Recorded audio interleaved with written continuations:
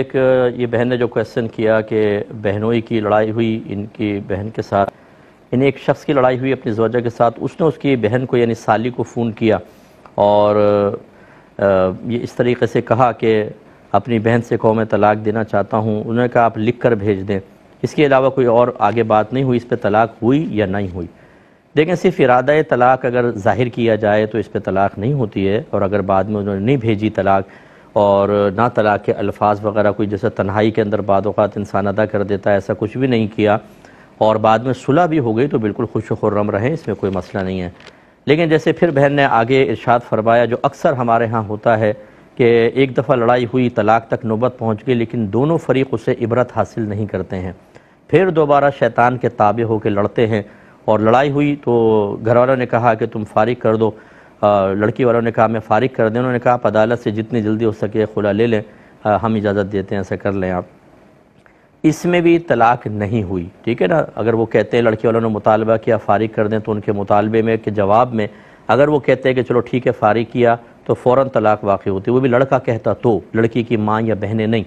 اور اگر ایسا نہیں ہوا، انہوں نے کہا ٹھیک ہے ہم تو نہیں دیتے، آپ کورٹ سے جا کر لے لیں، تو یہ صرف ایک مشورہ دیا گیا ہے. اور اگر یہ کورٹ سے رجوع بھی کرتے تو ہر صورت میں کورٹ کا خلا جس کو عرف عام میں کہتے ہیں، حالانکہ وہ فسخ نکاح ہے، فے سین خے، فسخ نکاح یعنی نکاح کو ختم کرنا، جو حقیقتاً طلاق نہیں ہوتی ہے.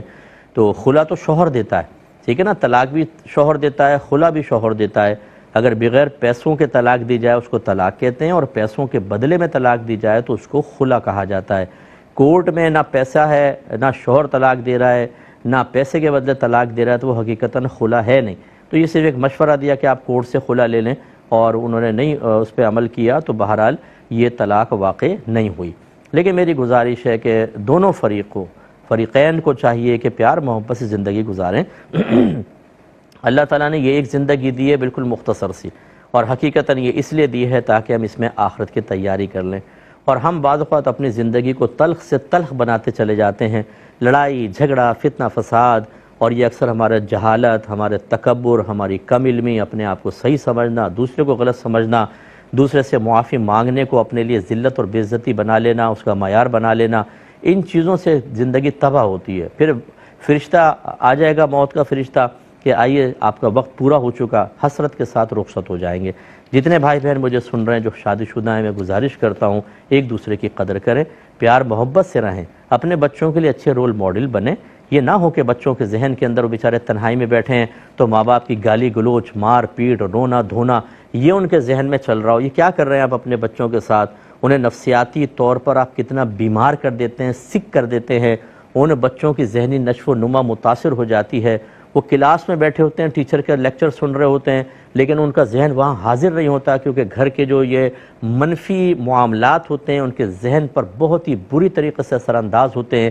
لیکن معذرت کے ساتھ لفظ استعمال کر رہا ہوں، ظالم ماں باپ کو اتنی فکر نہیں ہوتی کہ ہم اپنے بچوں کے ساتھ کیا کر رہے ہیں. ہاں میں نے یہ ضرور دیکھا ہے، طلاقیں دے دیں گے، پھر خاتون بھی فون کریں گی، شوہر بھی، مفتی صاحب کچھ بتائیں، حل بتائیں.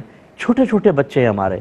اچھا جب آپ لڑ رہے تھے، جب آپ طلاق دے رہے تھے، ایک دوسرے کا منہ نوچ رہے تھے، بیوی چکلا بیلن سے حملہ کر رہی تھی اور سینڈل اٹھا کے ماری تھی شوہر کو، اور بچے سہمے ہوئے، کوئی ٹیبل کے نیچے تھا، کوئی پردے کے پیچھے، کوئی روتا ہوا باہر بھاگ گیا تھا، کانپ رہے تھے بچے، اس وقت آپ کو بچوں کا چھوٹا پن نظر نہیں آیا تھا؟ کس قدر آپ نے غلط قدم اٹھا کے اب بچوں کو ڈھال بنا کے آپ یہ چاہتے ہیں تاکہ مفتی صاحب یا کوئی بھی عالم ایموشنل ہو جائے کہ ہاں بھائی یہ بیچارے یا تو بڑے دیکھو چھوٹے بچوں کے لیے ایسا کر رہے ہیں، چلو بھائی یہ حل بتا دیں. اگر کوئی حل ہو تو ہم کیوں روکیں گے، ہم تو فوراً بتائیں گے. لیکن آپ بعض اوقات حل کو خود ختم کر دیتے ہیں اور پھر چھوٹے بچوں کو سامنے رکھ کر ریکویسٹ کرنے کی کوشش کرتے ہیں. تو میں ایسے لوگوں کو سمجھاتا ہوں کہ کسی نے آپ کے بچوں کے ساتھ برا نہیں کیا، آپ نے اپنے بچوں کے ساتھ نادانستہ طور پر بہت بڑی دشمنی کی ہے جو ساری زندگی کے لیے ایک اذیت کا سبب بنے گی.